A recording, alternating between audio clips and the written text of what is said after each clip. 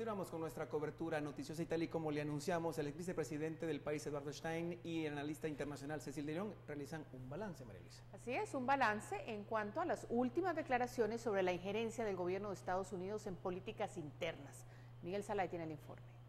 Unos días, el discurso del nuncio apostólico representante de la Santa Sede se refería a la injerencia de la embajada del gobierno de Estados Unidos acreditada en el país en asuntos internos. A ese discurso se sumó el del presidente Jimmy Morales y que han dejado claros los posicionamientos en cuanto al tema. Ello no precisamente responde a una ideología propia de gobierno, sino a una paradoja que parte de décadas atrás, aporta un analista de política internacional. Hay que tener la referencia histórica que desde 1954 la izquierda o las izquierdas han tenido siempre como bandera de lucha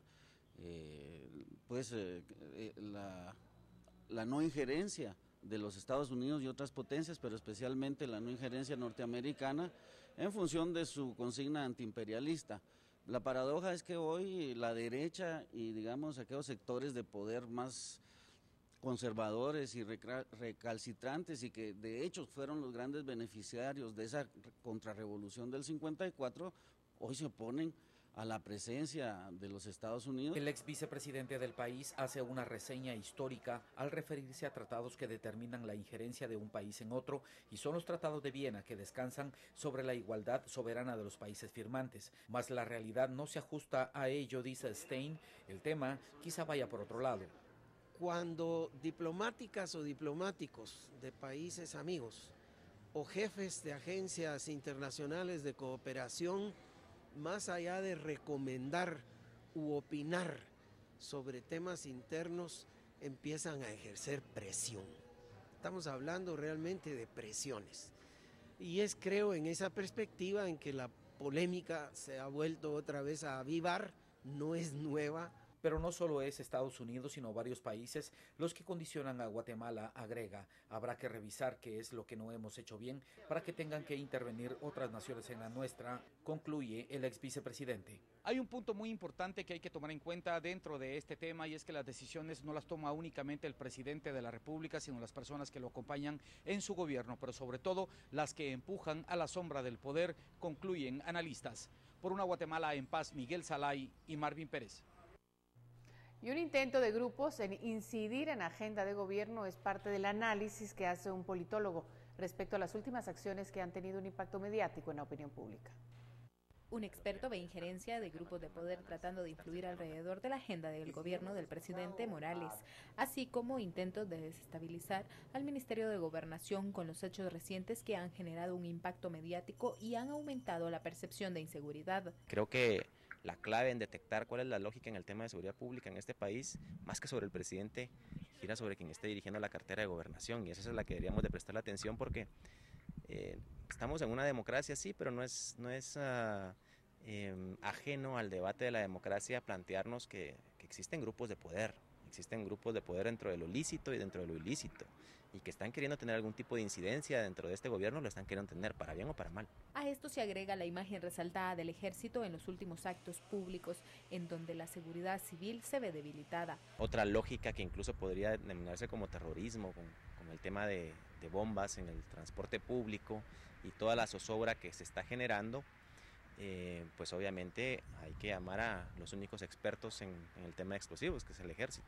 Mientras tanto, el vicepresidente Jafet Cabrera no ve ningún tipo de injerencia interna, por el contrario, la intromisión viene de afuera. Nosotros pues lo que dijimos es que se respetara la soberanía y que creemos que eso en todos los países es una exigencia de los diplomáticos, no interfieran en las acciones de nuestro quehacer en el gobierno. Por una Guatemala en paz, Carolina Leverón y Jorge Hernández.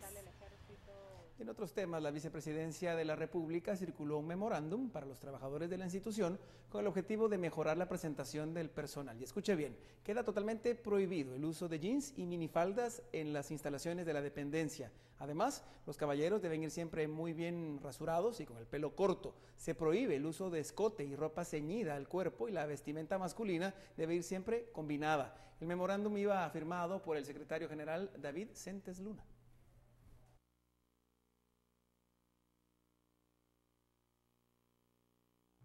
Y en el Congreso, los diputados hacen y reforman leyes que todos los guatemaltecos deben cumplir, incluyéndolos a ellos. ¿Qué pensaría que en el mismo lugar en donde se aprueban normativas sea un escenario donde se viola la legislación? Hace 8 años fue aprobado por el Congreso de la República el Decreto 74/2008, que crea los espacios libres de humo. Esta normativa prohíbe que las personas fumen en lugares cerrados, espacios de trabajo o en transporte público. Aunque no todos respetan esta ley, muy pocas veces se evidencia y se sanciona esta falta.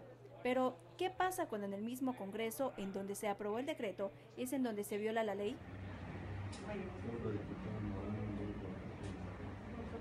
La mujer que aparece en el video es la diputada de FCN Nación, Laura Franco, quien estaba fumando en la oficina de la Comisión de la Mujer, un espacio cerrado, público y lugar de trabajo. Al ser cuestionada, intentó desmentir el hecho, aunque finalmente terminó por aceptar que estaba fumando en un lugar prohibido. La ley prohíbe que se fume en espacios públicos o cerrados. Sí, definitivamente, yo no lo hago. Pues tenemos un video en donde usted sí está fumando en una oficina del Congreso de la República, por eso le hago la pregunta. Ok, no, definitivamente no creo. Hay un video, diputada. Yo lo hago definitivamente en mi oficina, que esa es particular mía, yo puedo hacerlo ahí. Es una oficina del Congreso, pagada por el Congreso y por los impuestos de los guatemaltecos, y cabe dentro del espacio de espacio público y espacio de trabajo que está prohibido y contemplado en la ley. Sí, definitivamente hay algunas cosas que aprender de esa ley todavía, ¿verdad? Yo me aculpa en ese sentido. Tengo mis debilidades como mujer, como diputada, soy una humana y no voy a retractarme de algo de lo cual yo sí fumo desde hace muchos años. El edificio del Congreso y por ende las oficinas son espacios libres de humo y en algunas áreas hay rótulos que lo recuerdan. La ley contempla sanciones por incumplir con la prohibición de fumar en espacios cerrados y el infractor deberá pagar 10 salarios mínimos. Aunque le corresponde a las autoridades aplicar la sanción, Noticiero Guatevisión solo denuncia públicamente este hecho, en el que una diputada no respeta una ley tan sencilla de cumplir.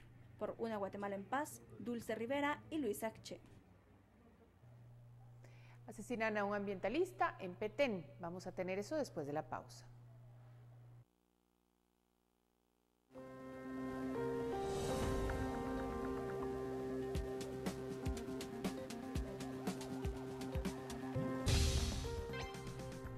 Conoceremos los móviles de este crimen en Petén al regresar. Siga con nosotros.